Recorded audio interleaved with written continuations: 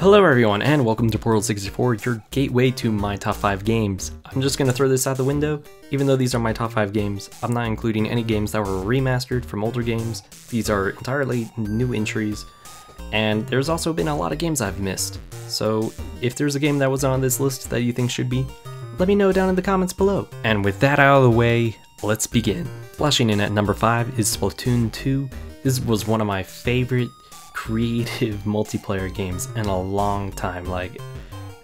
Just the way the controls are different, even it has a mix of analog stick and also a mix of motion controls, which a lot of people, when they hear motion controls, they think of some of the really badly done motion controlled games on the Wii, but this game actually does it nice. It's nice and simple. It's not over implementing anything like that. Really, you just have to tilt up and down with your controller, and that's pretty much where the motion controls begin and end. The rest is analog stick and triggers.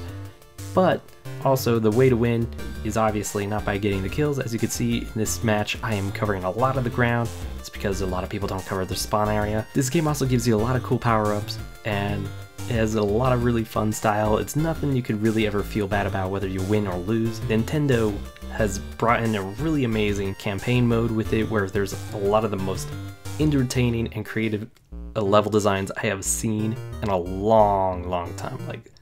Holy cow, Nintendo is topping in once again, and you guys should seriously check out Splatoon 2 if you own a Switch. I say it's definitely a must-have. For number 4, falling out of the sky and sneaking up behind you just to hit you in the back of the head with a frying pan is PlayerUnknown's Battlegrounds. I really love how this game leaves you thinking on your toes and running around trying to survive. The minute you hit the ground, you have to immediately try to find shelter, find gear, find stuff that you'll need whether you're going to get injured or need to fight someone off. And honestly, sometimes that's even too stressful for me, so I find most of my time having a lot of great memories with friends online. This has a lot of great teamwork opportunities for sharing items or letting you know when there's another squad nearby. Whereas when you're by yourself, oftentimes you walk into a house thinking you're alone, only to be shot. Running in at the speed of sound for number 3 is Sonic Mania. Sonic has always been a huge part of my childhood, even though I extremely struggled at the platforming part of the series, and I mostly grew up on the 3D Sonic games such as Sonic Heroes, Sonic Adventure XD, and don't hate me for this, but Shadow the Hedgehog. I loved Shadow the Hedgehog, and oh, Sonic Riders. Sonic Riders was amazing too. Anyway, Sonic Mania, now that I'm older, I've been able to enjoy a lot more than I had in the past with the Sonic platforming games like the original Sonic and Sonic & Knuckles. If you enjoyed the glory days of Sonic the Hedgehog, then Sonic Mania is a definite buy, and it's only $20, and it's all original levels. Except for the first level that you see here is mostly a remake of the very first Green Hill Zone, but after that it gets very mixed up, and the music in this game is absolutely amazing, and I love the multiplayer where you get to race your friends. Guys, go check out Sonic Mania, hashtag Sonic is good again. Placing itself in second place, just as a legend should, is Legend of Zelda Breath of the Wild. Now, this I was actually worried about giving second because everyone's been giving it Game of the Year, and I honestly agree it does deserve Game of the Year, although it is not my Game of the Year. This game is well near perfect, but also has a lot of its flaws. I really love how this series has been needing a breath of fresh air, and Breath of the Wild definitely does that. It brings in so many awesome mechanics like breakable weapons, shields, bringing in all these different armors that do many different things like making you climb faster, swim faster, resist heat. Now resisting heat we know is a new one, but the way they do it is so good that you could change your boots, your helmets, your chest pieces, and you get bonuses for having it as a set, which is very new to the series. But just how huge and beautiful Hyrule is in this game, it's just breathtaking, and it's hard to not create any new memories from this game.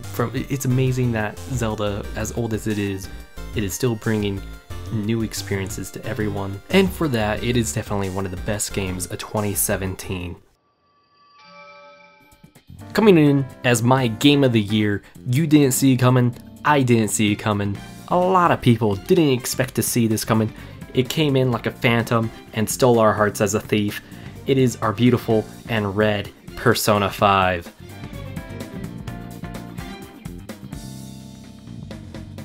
There's a lot I can go into about Persona 5, but first I want to start with a thank you to the Kaito Dan and many of my other friends and followers on Twitter for highly suggesting this game when it came out, because if it wasn't for you guys, I would have never even thought about it or even heard of it maybe.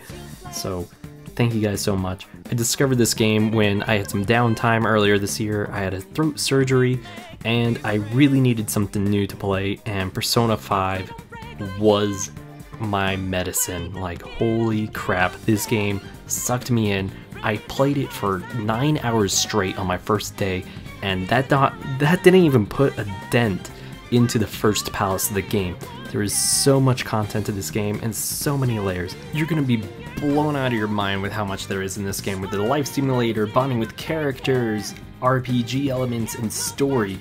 And what's even worse is after 200 hours worth of playing this game, I still find myself coming back wanting more.